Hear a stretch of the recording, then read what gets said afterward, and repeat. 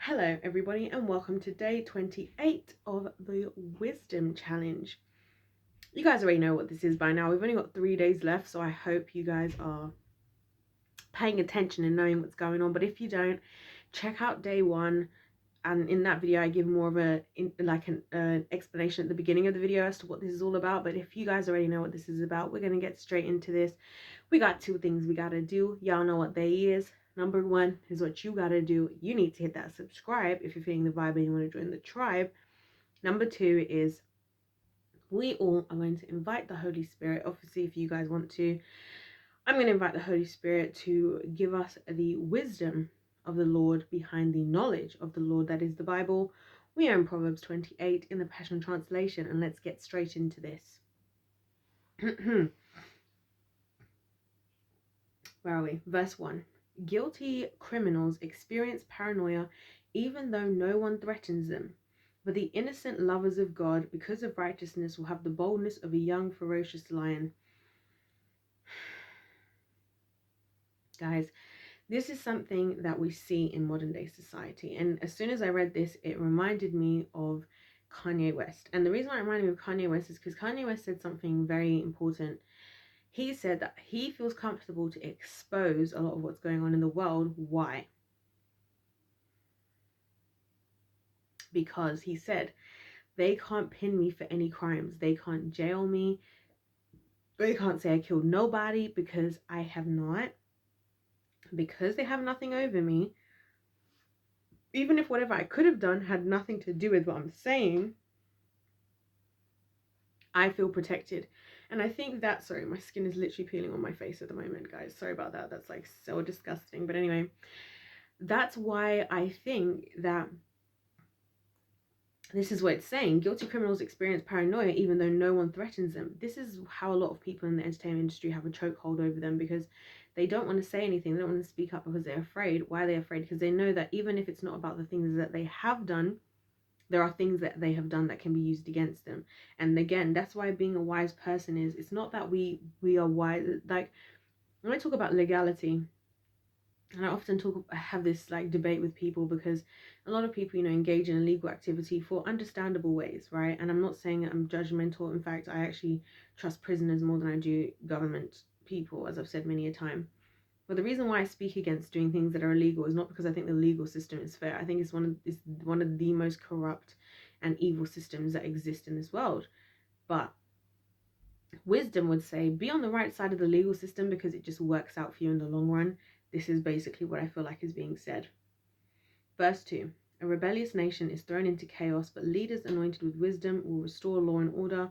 When a pauper oppresses the destitute, it's like a flash flood that sweeps away their last hope. Those who turn their backs on what they know is right will no longer be able to tell right from wrong, but those who love the truth strengthen their souls. Yeah, so I think there's a lot of this today. There's a lot of, one of the things that I've realized that wise people do is you have to have a kind of a resolve that you're going to stick to being a wise person, because the more that you engage in unwise behavior, the more you act like a fool, the more that you do the wrong thing, the more you feel justified doing the wrong thing. And as the Bible would describe it, your conscience becomes seared. That means that something that you would have, for example, you could be the type of person where you would never want to kill somebody. You take human life super seriously. If you consistently kill people, eventually you killing somebody just doesn't feel as strongly as it did in the beginning. That's called your conscience becoming seared. And I believe that's what the Bible's talking about here when it says, and you will know, and those who turn their backs on what they know is right will no longer be able to tell right from wrong, but those who love the truth strengthen their souls. It's an active thing we have to do. We're not just gonna, this is another reason why I don't believe in good people. I think that everything is a product of our decision making on a day-to-day basis. Every decision we make, we a lot of us today in society are like, we want to have free rights, we want to have free will. Your free will is so much more powerful than what you even realize, because every decision you make, you're partnering with one kingdom of light, kingdom of darkness, and you're actually making yourself stronger in that kingdom every decision you make. And nobody's forcing you. You're just there doing that for yourself, Verse 5, justice never makes sense to men devoted to darkness, but those tenderly devoted to the Lord can understand justice perfectly. It's more respectable to be poor and pure than rich and perverse. To be obedient to what you've been taught proves you're an honorable child, but to socialize with lawlessness bring shame to your parents. I find this very ironic. I'm going to just say this because this is what I would say to God if I was reading this on my own with the Lord, that this doesn't ring true for most parents today, because a lot of parents today, they're encouraging the lawlessness of their children or just letting it happen and doing nothing about it. And so the shame that there's being brought to the parents aren't feeling shame. The parents are allowing the shame to happen. They should be ashamed that they're allowing these things to happen. Unfortunately, that's what I think about a lot of parents today. I think this verse, as many verses are talking about people who are behaving in the ways God intended, parents behaving in the ways that God intended. A lot of parents are just sitting back. I always give this example, guys, of the TikTok videos that I saw of like just these young girls, young boys like twerking at like 12 years old, and their parents are sitting in the background. Like, you can't act that. That's why when people say the younger generations are screwed and the younger generations this and that, I'm like, yeah, that's because we as adults are not taking accountability for them. We're just letting them get away with stuff and we're not stopping them. Same thing with Kim Kardashian, right? I discovered I've been quoting on my YouTube channel incorrectly that she was her mum made her refilm the tape with Ray J once, but actually it was 3 times in 3 locations. So do you think that when somebody who wants to respect her body like Kanye West, or even any of us watching, do you think that our words are really going to matter if her own mother is the one who's orchestrating all of this? Do you see what I'm saying? Verse 8, go ahead and get rich on the backs of the poor, but all the wealth you gather will one day be given to those who are kind to the needy. And again, the Bible's always talking about how the I won't get into this because I got into it in other videos. So check out the other videos in the Wisdom Challenge, guys, because I can't reiterate everything. Sometimes y'all just need to watch the other videos, okay? Verse 9, if you close your heart and refuse to listen to God's instruction, even your prayer will be despised. Wow. Those who tempt the lovers of God with an this is also actually, let's just talk about that for a second. A lot of people will say, oh, I prayed to God for this and I prayed to God for that. And you know what, guys? There's so many things that we harbor in our hearts that we still then feel entitlement. So you might feel like, oh, God, forgive me, or God, help me with this. But then you're being unforgiving. You might be like, God, help me. I want to find love. I want this. But then you have hatred in your heart. You have to, if you want to partner with the kingdom of heaven, the kingdom of light, you have to operate in that kingdom. You can't just expect God to give you something that you're not even open to emulating, because that would be unjust. Why do you get to be in love when you give out hate? Why do you get to have forgiveness when you're unforgiving? And that's why God says that even in the Lord's Prayer, forgive us our trespasses as we forgive those who trespass against us. As in, if I deserve forgiveness, I don't get to decide if somebody else does or doesn't deserve forgiveness. I'm going to give them forgiveness, because a lot of people would argue that I don't deserve this forgiveness. Do you guys see what I'm saying?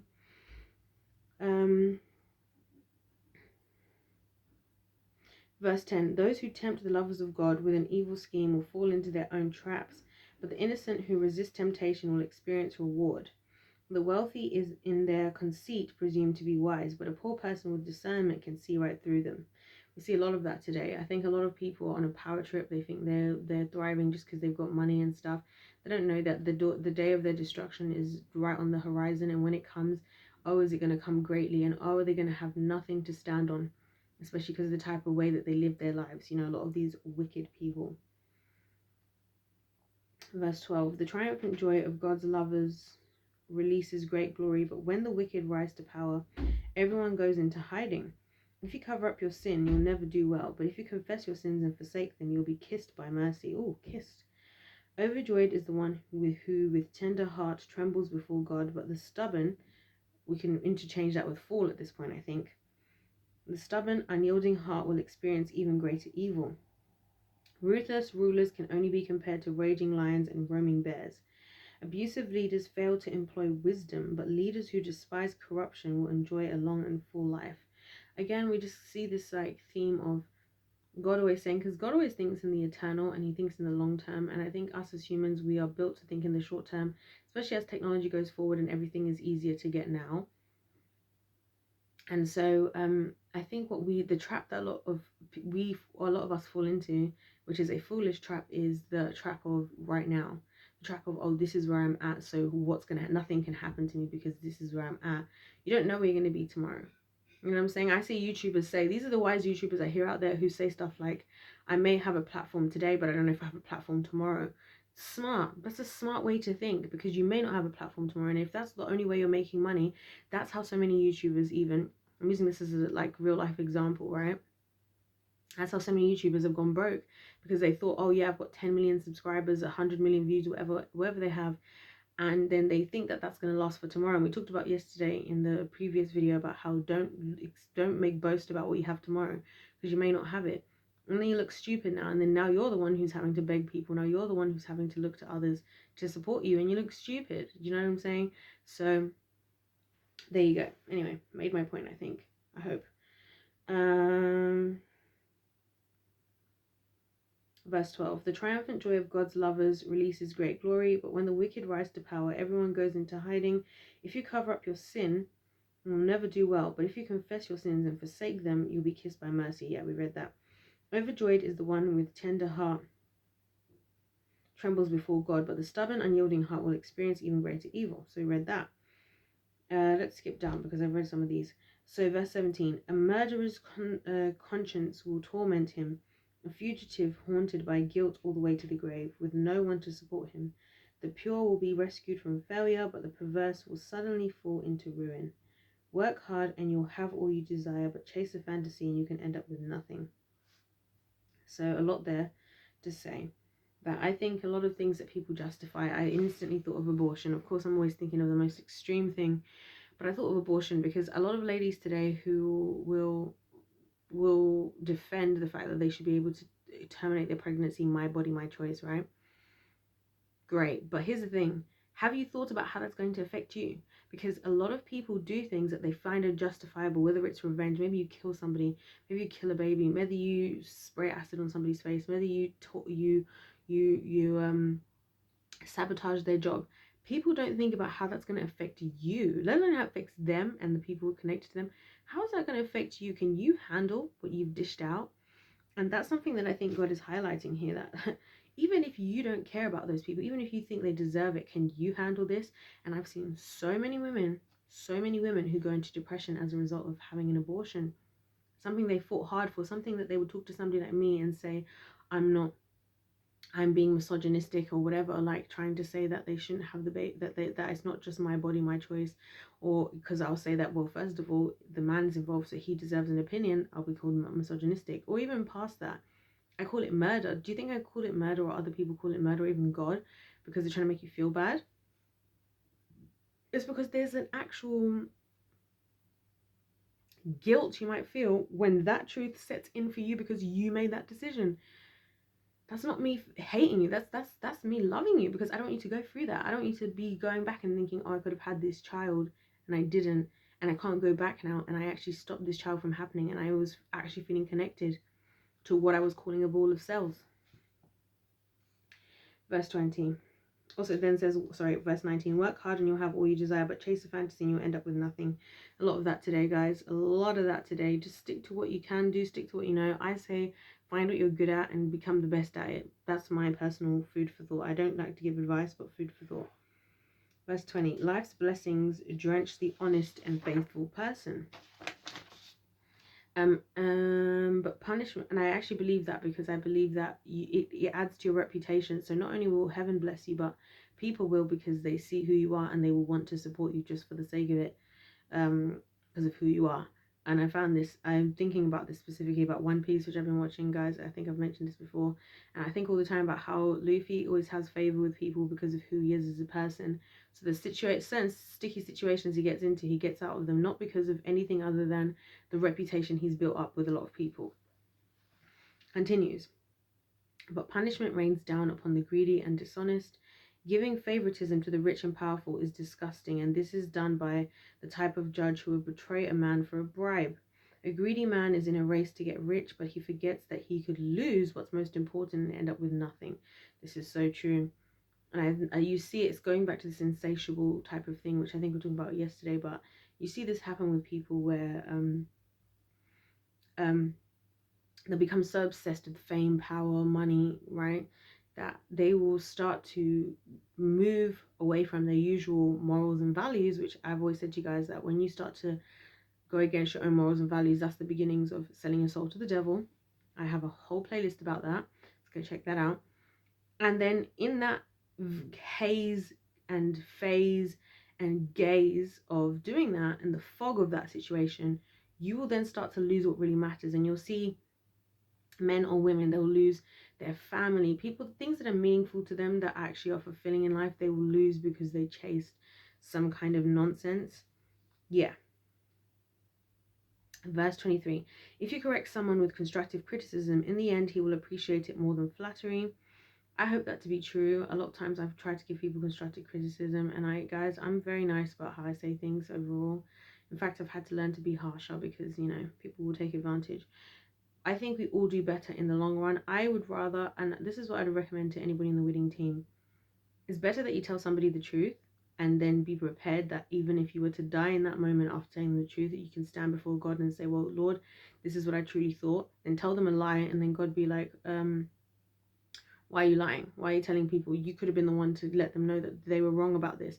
People might not always act the way you want them to or the way you feel that they should have, but your job ends at you loving people the way that they should be loved, not in the way that they're willing to receive. And that's just a whole nother wisdom nugget in and of itself. Where are we?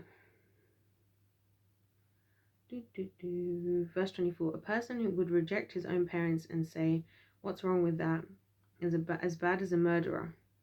To make rash, hasty decisions shows that you're not trusting the Lord, but when you rely totally on God, you will still act carefully and prudently. Well, isn't this interesting? Let's go through all of this. A person who would reject his own parents and say, what's wrong with that, is as bad as a murderer.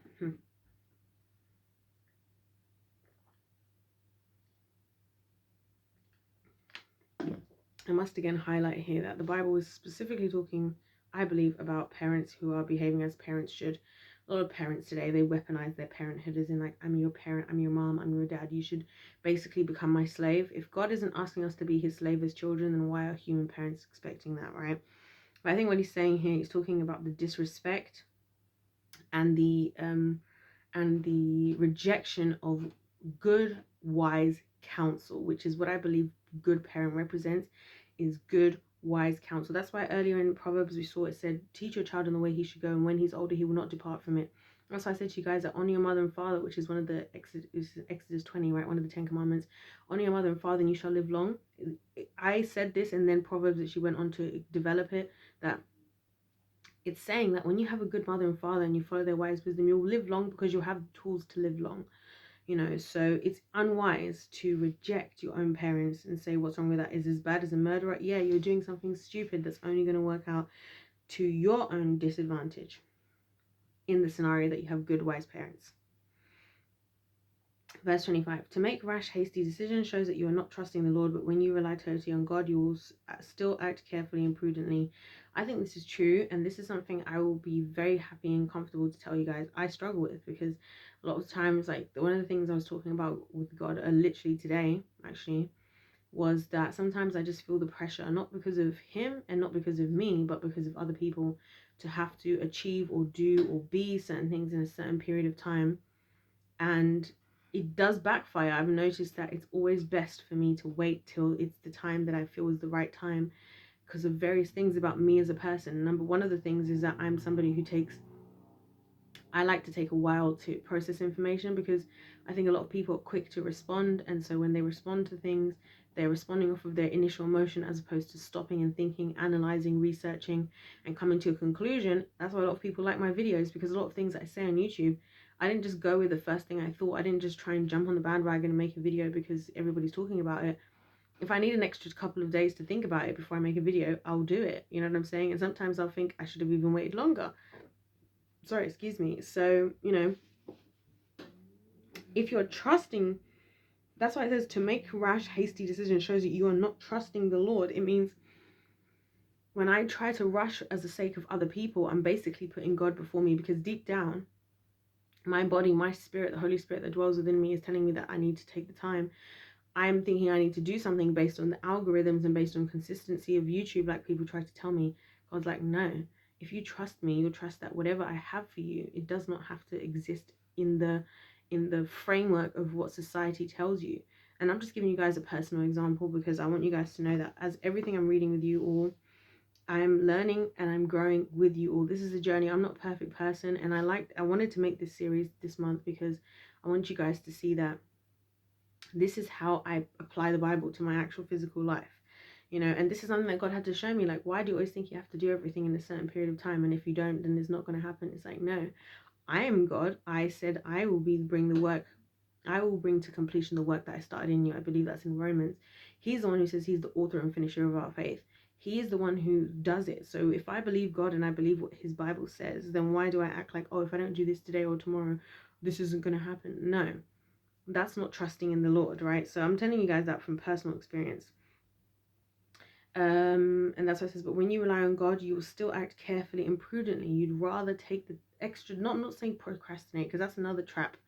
I'm talking about just take the extra day. Just don't force it, and do it when you feel that the Lord is pushing you to do it, and trust that, okay, maybe I didn't upload for a few days, or maybe I didn't do this, maybe I didn't do that, but maybe there's a reason why I had to wait to this point. Maybe there was revelation I needed to get to before, like, that I wouldn't have had.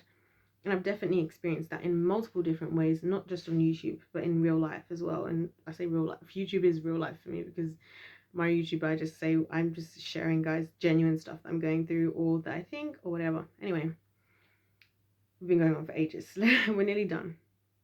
Verse 26. Self-confident know-it-alls will prove to be fools, but when you learn on the wisdom from above, you will have a way to escape the troubles of your own making. You will never go without if you give to the poor, but if you're heartless, stingy, and selfish, you invite curses upon yourself. When the wicked leaders rise to power, good people go into hiding, but when they fall from power, the godly take their place. So again, clear distinction is being made between the wise and the fool here. Self-confident know-it-alls prove to be fools. That's verse 26. We've said this, guys. We've said that fools, if you don't know about this, you need to check out the other videos, but foolish people are stubborn. They're prideful, right? Selfishness.